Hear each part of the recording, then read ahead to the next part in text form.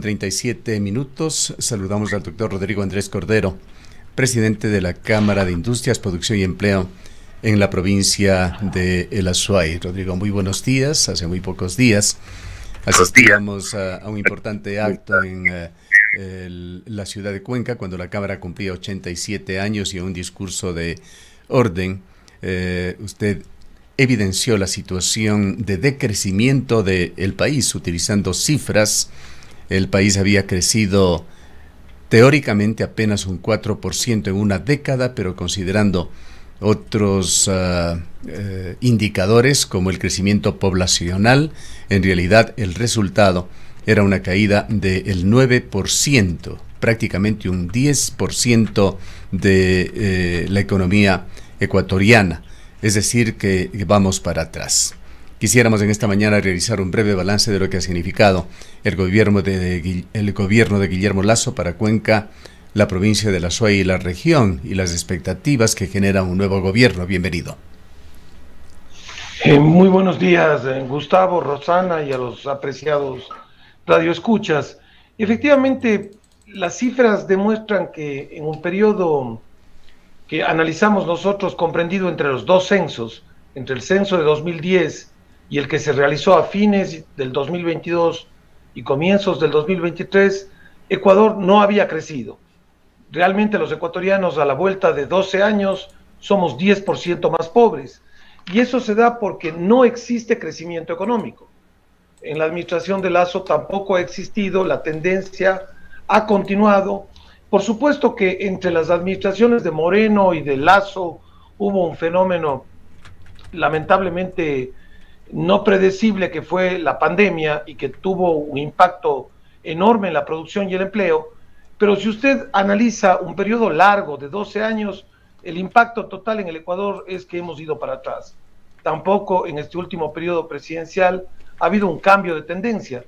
Y como decíamos en ese llamado que hacíamos a los sectores empresariales del sur, lamentablemente el país no se está concentrando en producir, el país se está concentrando en reclamar, en propugnar la lucha por los derechos, que es justo, dicho sea de paso, pero que no le ponen como prioridad número uno la generación de riqueza en beneficio de la población. ¿Qué hay en cuanto a los compromisos del gobierno con la provincia de El Azuay? Compromisos en los cuales la Cámara que usted preside ha sido activa. Mantuvo una serie de reuniones con altos funcionarios del gobierno, se llegaron a discutir, incluso a firmar cartas de intención, compromisos relacionados con la vialidad. Termina el periodo de Guillermo Lasso con un pedido de las nuevas autoridades de que se transfieran competencias con recursos, se decía, para mantener algunas de las principales vías, situación que ni siquiera mereció una respuesta. Termina el gobierno ya en pocas horas sin que se haya atendido siquiera, por lo menos por elemental cortesía, de una manera adecuada, el pedido de nuestras autoridades, mientras con otras regiones del país se actúa en forma diametralmente diferente. Esa delegación de competencias que se hizo a la Prefectura de Los Ríos para el mantenimiento del tramo vial de 128 kilómetros de longitud, bueno, fue Babahoyo, Juján, así lo dice, así como la delegación hecha al municipio de Guayaquil para la construcción del denominado Quinto Puente. ¿Qué pasó en su criterio con Guillermo Lasso respecto a la ciudad de Cuenca y a la provincia de El Azuay? No hubo ningún avance, Gustavo. El único tema en el cual se logró trabajar y articular un frente de acción fue en el del proyecto de autopista Guayaquil-Cuenca, que se tuvo el primer contacto con la misión coreana, con la Korean Expressway Corporation, con la cual se firmó un acuerdo de intención que hemos pedido. Recuerde usted que en campaña electoral pedimos a todos los candidatos a la presidencia y particularmente a los dos finalistas, y en este caso al presidente Noboa, que por favor lo sigan empujando, porque este es un proceso a largo plazo, el de una construcción de una vía de alto calado, una gran vía que nos conecte con Guayaquil, una autopista. Ese es el único proceso en el cual se logró avanzar. En el resto de acciones, la Cámara de la Construcción lideraba un frente para atención inmediata de corto plazo a la vialidad del sur. Tampoco se logró avances importantes o significativos en este sentido. Doctor Cordero, muy buenos días. El sector productivo, creo que liderado precisamente por la Cámara de Industrias, se organizó para mantener una especie de organización y de trabajo directo con el gobierno nacional, precisamente para avanzar en materia vial. Si no recuerdo mal, hubo una sola reunión que pudieron mantener con el gobierno central, con las autoridades, para profundizar la propuesta de esta alternativa vial y por supuesto otras. Esto se llevaba de manera paralela con lo que venía haciendo la Cámara de la Construcción. Yo quisiera preguntarle si esto va a continuar, van a esperar a ver qué sucede con el nuevo ministro. Ha habido quizás algún acercamiento nuevo con el ministro Luque, que ya también se posesionará el día de hoy. ¿Cómo van a trabajar en este sentido? ¿O todo lo que se hizo con el gobierno anterior ya queda, damos la vuelta a la página y vemos qué pasa de aquí en adelante? Bueno, obviamente lo que usted dice al fin es coherente, Rosana. Buenos días, antes que nada. Efectivamente, lo pasado es pasado. Este rato tenemos que mirar para adelante y nos toca trabajar con la administración que se posiciona hoy. Lamentablemente, la naturaleza del trabajo de esta administración interina es muy corta. Es un gobierno con un periodo o un horizonte de tiempo de apenas 17 meses, si la memoria no me falla. Entonces, no podemos planificar acciones a largo plazo.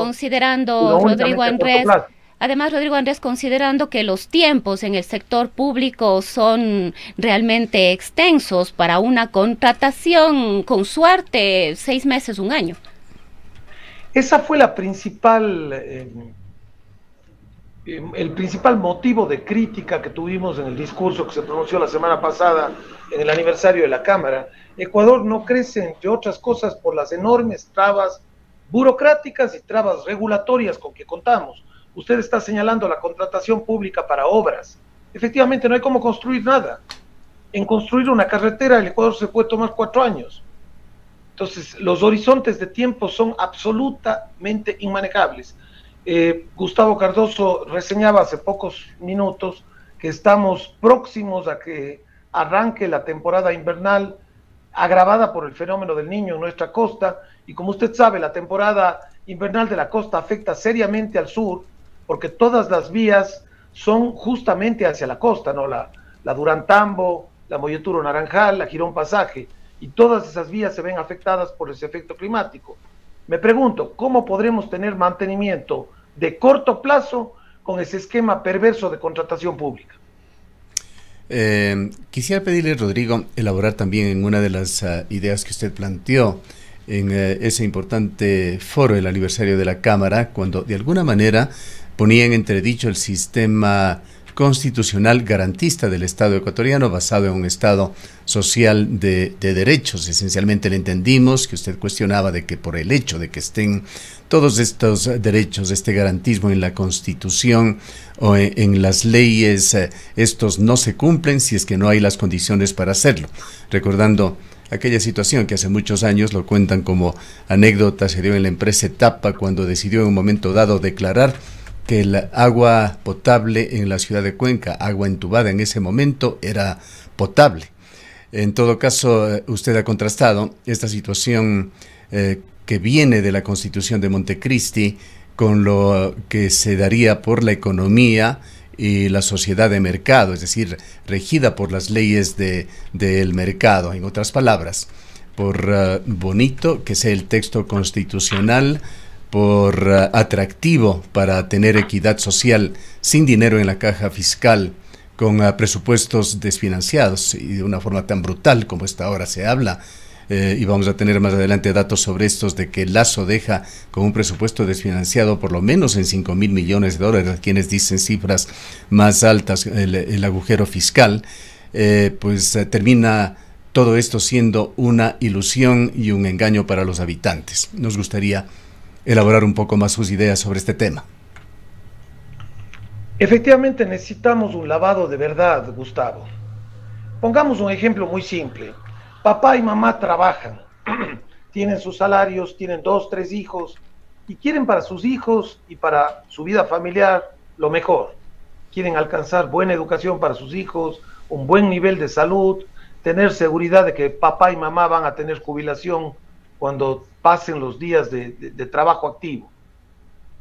Esa pareja, esa familia tiene una serie de deseos, de ambiciones, de aspiraciones, justas todas, pero están limitadas a una realidad, que son los salarios de papá y mamá. Ese es el ingreso familiar. Ellos tienen que ajustar todo el cúmulo de ambiciones y ilusiones a una realidad que es el tamaño de la billetera. El problema con el Estado social de derechos es que, siendo absolutamente justas todas las aspiraciones, porque todos queremos, Gustavo y Rosana, un Ecuador diverso, un Ecuador plural, un Ecuador inclusivo, un Ecuador de respeto a la naturaleza, al medio ambiente y por sobre todo al ser humano, y de desarrollo equitativo. Pero no todo es posible, porque lamentablemente cada derecho tiene un costo. Mire lo que está pasando con Ecuador. Acabamos de aprobar en consulta electoral, en consulta nacional, el cierre del Yasuní.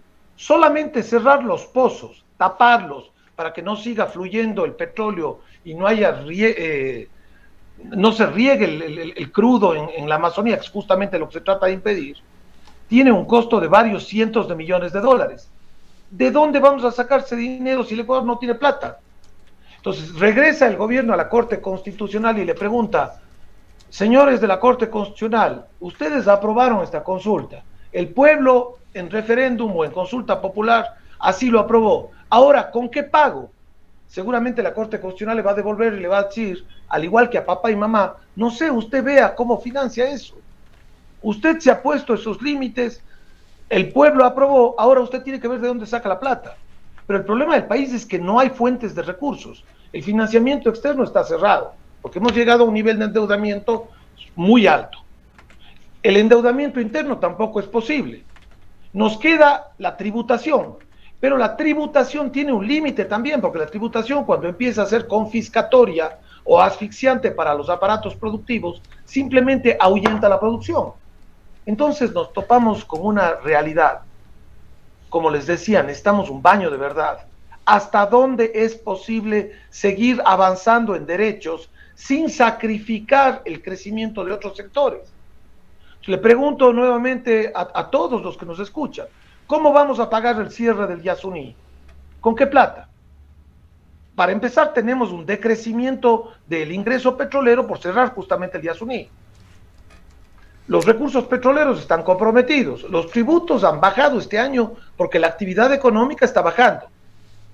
¿Qué vamos a perjudicar? A los gobiernos seccionales, a las universidades, a los hospitales, al ejército, a la educación. O sea, ¿de dónde vamos a reducir recursos para cumplir con ese derecho? Y así podemos poner cientos de ejemplos. Entonces necesitamos un realismo, tenemos que darnos un baño de verdad, tenemos que ir creciendo en el reconocimiento de derechos, pero paulatinamente y conforme las sábanas lo permiten.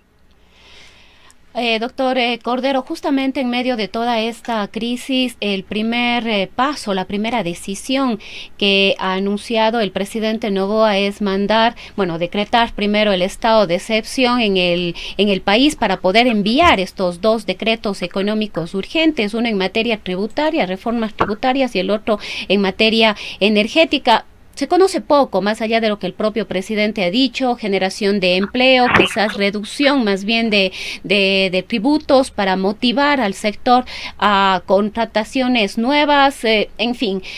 ¿Han podido ustedes hacer algún análisis o cuál es la lectura respecto de esta propuesta de Daniel Noboa? Un estado de excepción y dos reformas económicas urgentes que permitirían, ha dicho el presidente, abrir el camino para aliviar la situación que estamos viviendo.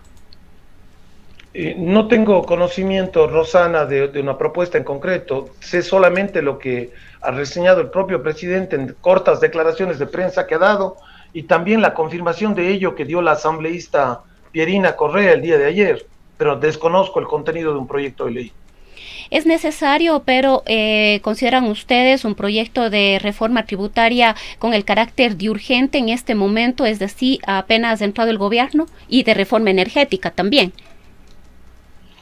Es indispensable la reforma energética. La reforma tributaria, yo realmente no le veo este rato una posibilidad de contribuir mayormente a equilibrar las finanzas públicas. Yo creo que lo que tiene que hacer el Servicio de Rentas Internas es cobrar a segmentos de la población que no están pagando, porque el sector formal de la economía, el sector empresarial ecuatoriano, ha sido controlado por el SRI desde que fue creado en forma eficiente, puntual, oportuna y responsable.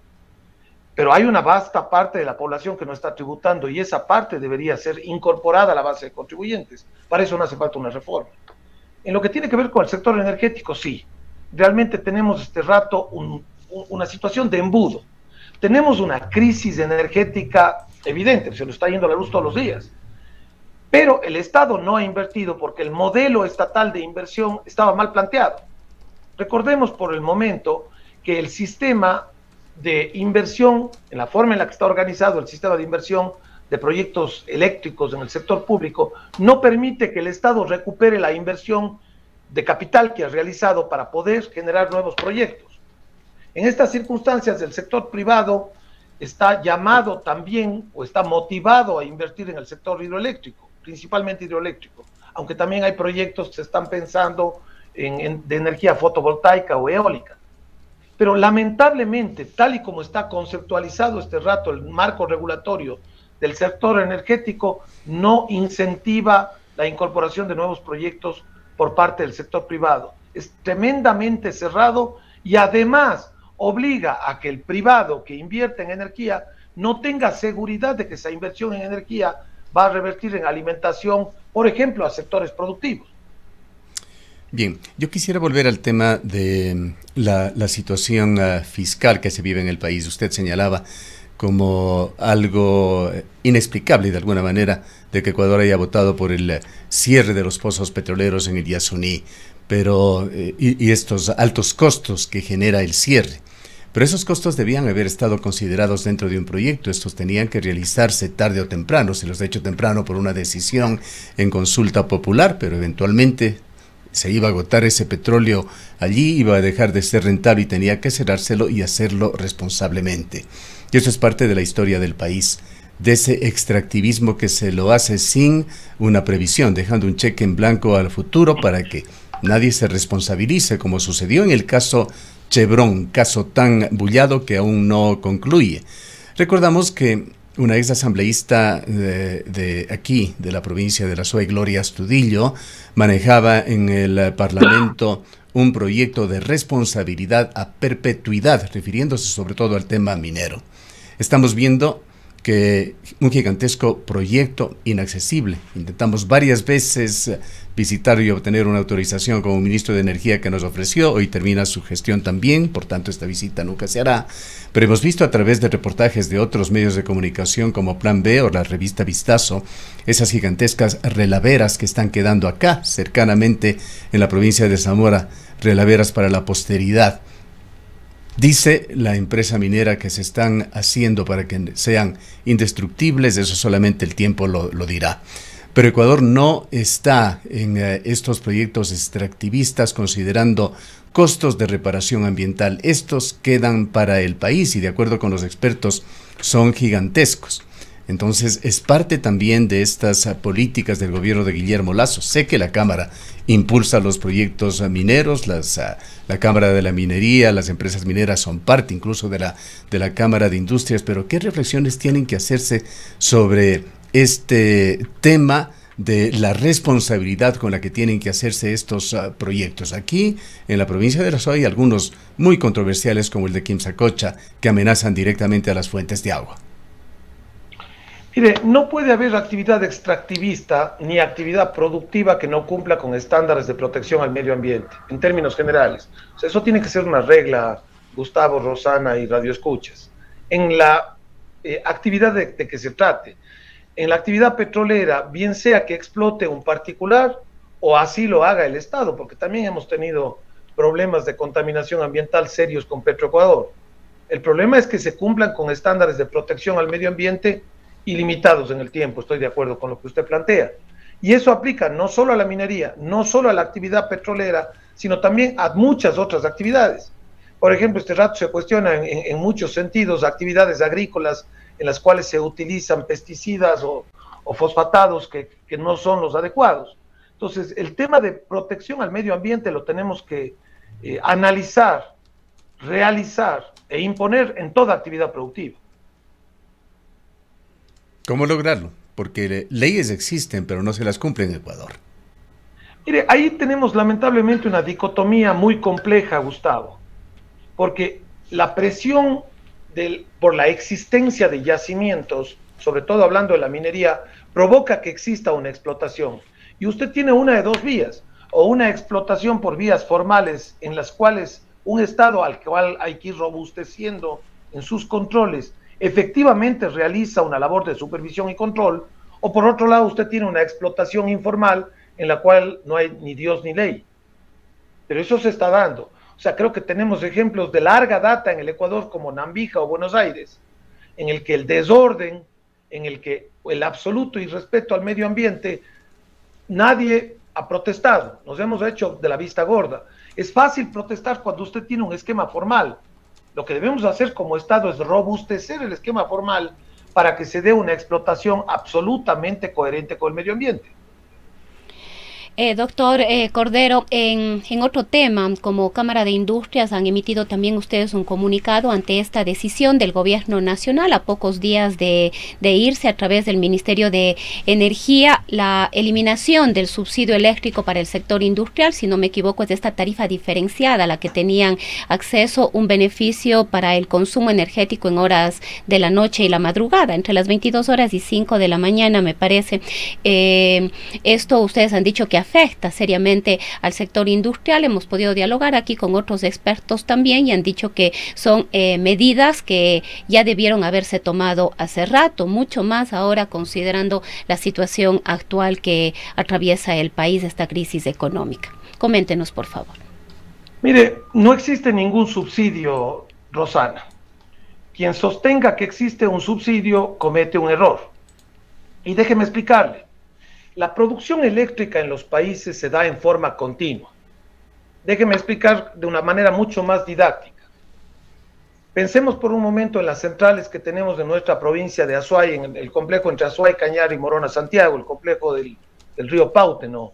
Mazar, la represa de Amaluza, Guarumales y Molino Sopladora. Usted tiene 3 represas por las cuales pasa agua para mover turbinas. Esas turbinas no son como el celular nuestro que lo cargamos o descargamos cuando queramos.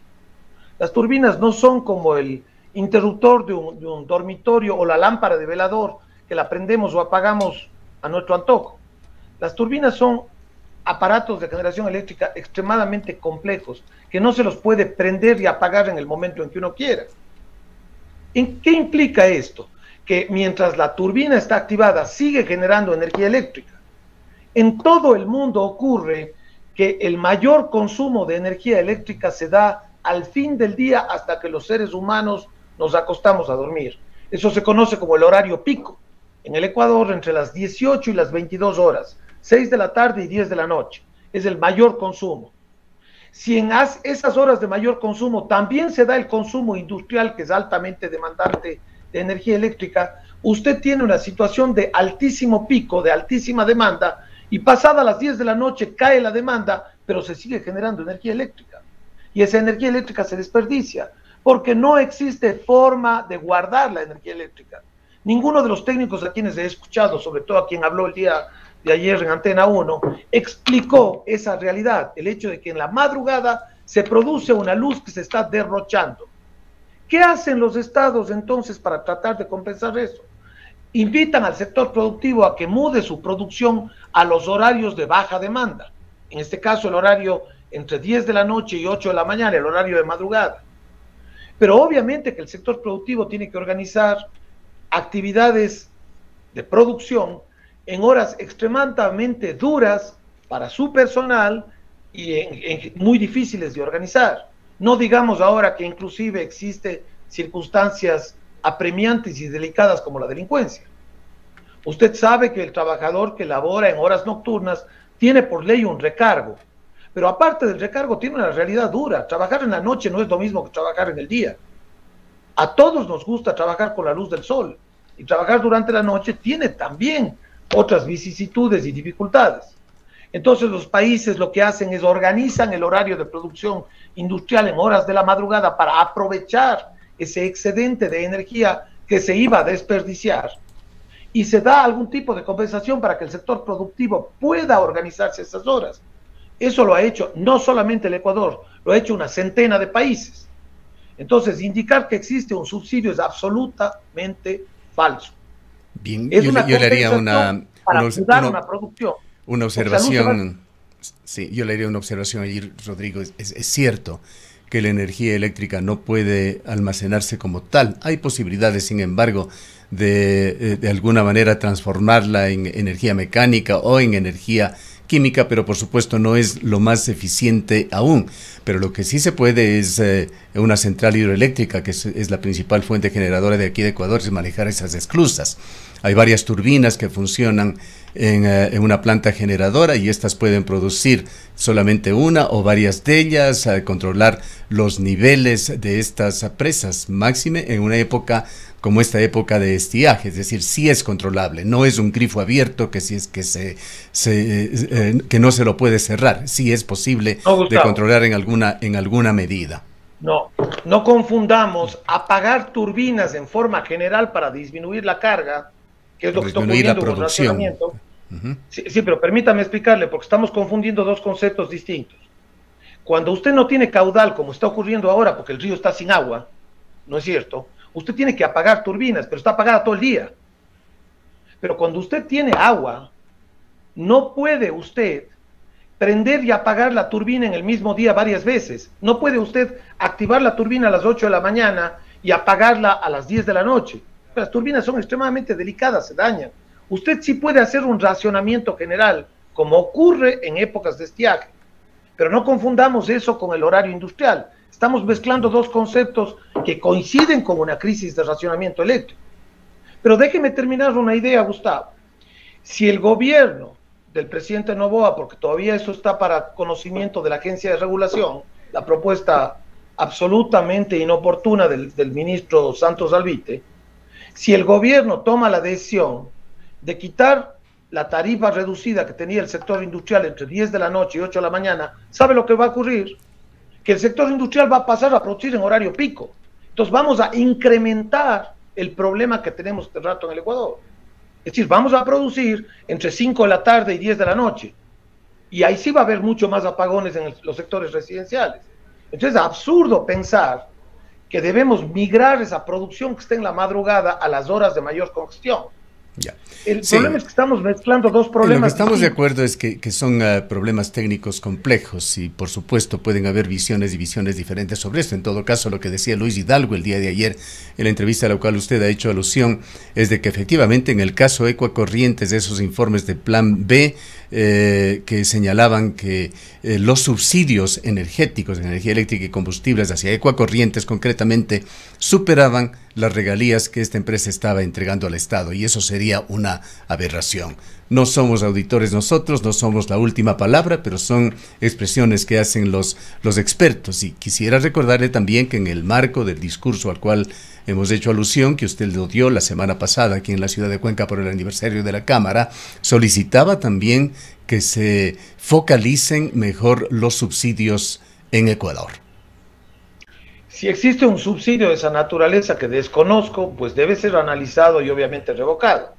Esas son cosas completamente distintas. Yo estoy hablando de una tarifa reducida para aprovechar una producción eléctrica que el ingeniero Hidalgo no tomó en cuenta en su entrevista ayer, que de no venderse a la noche se desperdicia. Es decir, hoy día los industriales bajamos el breaker a las 10 de la noche y empezamos a producir durante el día.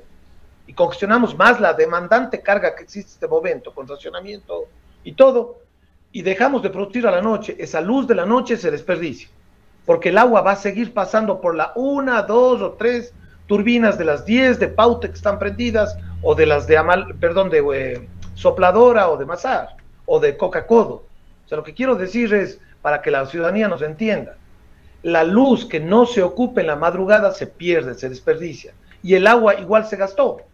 No es que hoy día podemos prender una turbina y apagarle a las 10 de la noche. Lo que sí podemos hacer en época de racionamientos es tener menos turbinas prendidas, pero en todas las 24 horas del día. Esa parte es importantísima que nos entiendan. Ahora, lo que usted dice, si hay subsidios, los subsidios tienen que ser revisados. Nosotros hemos sido críticos al esquema de subsidios.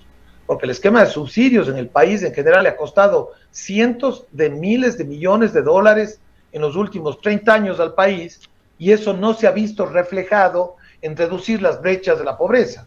Bien, aunque estamos ya sobre el tiempo, Rodrigo, hay otro tema. Esto tiene que ver más bien con una construcción, un aporte hacia el futuro.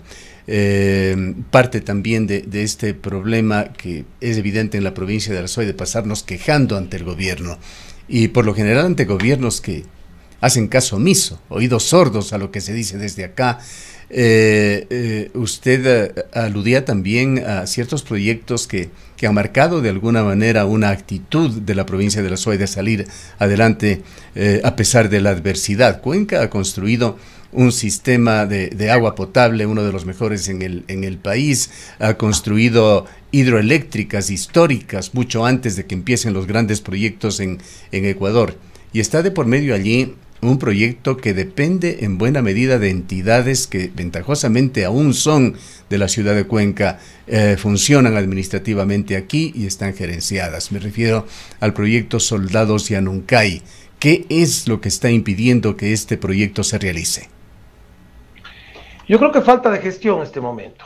Falta de gestión. Todo proyecto tiene vicisitudes, tiene problemas sociales también, Gustavo, eso hay que tomar en cuenta. Si usted abre una carretera va a tener problemas con algunos frentistas. Si usted construye una represa como la Soldados Yanuncay, va a tener problemas con ciertos vecinos que tienen que ser compensadas desde el punto de vista social. Pero el beneficio para Cuenca es absolutamente claro. Ahí tenemos agua para el futuro de Cuenca.